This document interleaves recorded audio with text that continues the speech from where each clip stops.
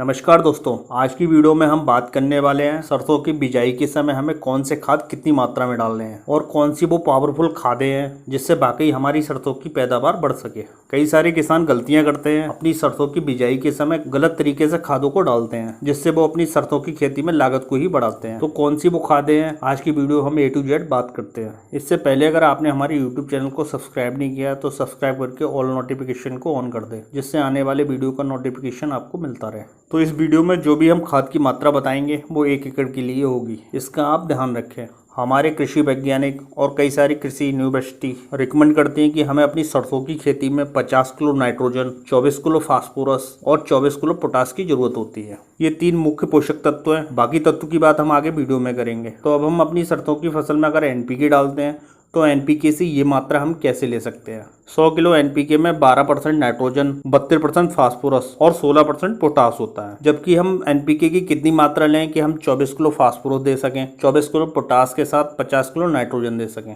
तो इसके लिए हमें NPK की मात्रा रखनी है 80 किलो, जिसमें हमें 9.6 किलो नाइट्रोजन मिल जाएगा, 25.6 किलो फास्फोरस और इसके साथ ही 12.8 किलो हमें पोटास मिल जाएगी। फास्फोरस की मात्रा तो यहाँ पर ठीक ठाक है, लेकिन यहाँ पर नाइट्रोजन की मात्रा कम है। 100 किलो यूरिया में 40% नाइट्रोजन होती है, तो इसके लिए हम 90 किलो यूरिया लेंगे, जिसमें हमें 41.4 किलो नाइट्रोजन मिल जाएगा। अब 80 किलो NPK में 12.8 किलो हमें पोटास मिली थी, तो पोटास की मात्रा 24 किलो पहुंचाने के लिए हमें 20 किलो MOP लेनी है 60% वाली, जिसमें हमें 12 किलो पोटास मिल जाएगा। तो सरसों की पूरी फसल के लिए अगर हम NPK लेते हैं तो हमें NPK लेना है 80 किलो, यूरिया लेना है 90 किलो, साथ ही 20 किलो हमें MOP लेना है। और ये सारी मात्रा पूरी फसल के लिए है।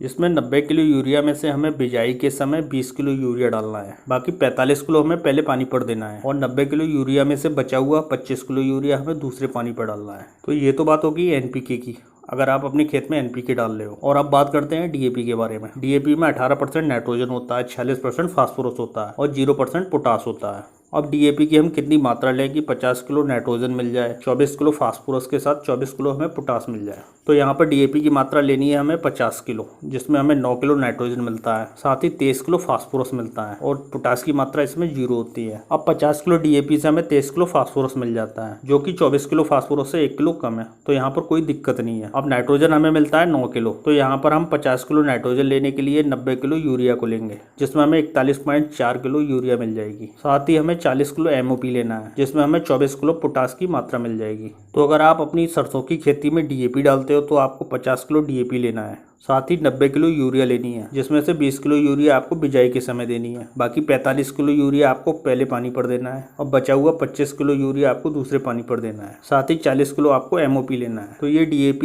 यूरिया और MOP की सही मात्रा है, जिससे हम कृषि वैज्ञानिक द्वारा बताई गई मात्रा के आसपास पहुंच जाते हैं और ये आज के समय में सबसे सटीक मात्रा है सरसों की फसल से अच्छी पैदावार लेने के लिए। अब कई सारे किसानों को यहाँ पर NPK डालना है वो NPK डाल देगा, अब जिसे DAP डालना है वो DAP डाल देगा। अब हम यहाँ पर SSP को बिल्कुल भूल जाते हैं। अब SSP की ज़रूरत हमें उन खेतों में ज़्यादा होती है जहाँ मिट्टी का pH बहुत ज़्यादा होता है, जहाँ पर आपका DAP सबसे ज़्यादा फिक्स होता है। और आज के समय में किसान DAP के पीछे पागल हैं और कई सारे किसानों को नहीं पता होता है कि हमारी मिट्टी का pH क्या है। कई सारे किसानों की मिट्टी का pH बहुत ज़्यादा होता है, तो वहाँ पर DAP सबसे ज़्यादा फिक्स होने वाला तत्व है। तो ऐसी जगह पर हमें SSP भी डालनी है। तो आप ऐसी मिट्टी में सरसों की खेती करना चाह रहे हो तो DAP की आधी मात्रा लेके 25 किलो DAP लेकर SSP की मात्रा 50 किलो रख सकते हो। SSP में फास्फोरस के साथ हमें कैल्शियम और सल्फर एक्स्ट्रा मिलता है, हालांकि ये थोड़ी मात्रा होती है लेकिन हमारी फसलों के लिए ये मात्रा भी पर्याप्त है। तो दोस्तों ये तो बात होगी तीनों खादों की। अब एक्स्ट्रा हमें कौन से तत्व डालने हैं जो हमने वीडियो की शुरू में बात की थी।